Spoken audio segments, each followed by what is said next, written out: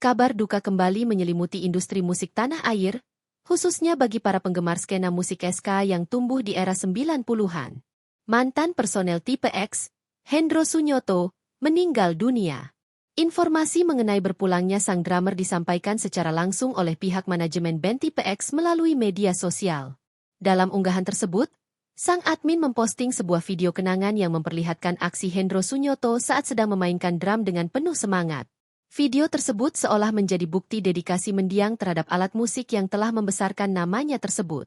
Pihak band juga menyoroti bagaimana kecintaan Hendro terhadap dunia musik tidak pernah luntur hingga detik-detik terakhirnya. Tipe X memberikan kesaksian bahwa musisi tersebut tetap aktif dan produktif menggeluti passionnya sebelum menutup mata. Unggahan tersebut ditutup dengan doa tulus dari para personel Tipe X untuk ketenangan jiwa sang sahabat. Sebagai informasi tambahan, sosok Hendro Sunyoto memegang peranan yang sangat vital dalam sejarah perjalanan karir Tipe X di belantika musik Indonesia. Ia tercatat menjadi personel yang ikut membidani lahirnya grup band tersebut sejak awal pembentukannya pada tahun 1992.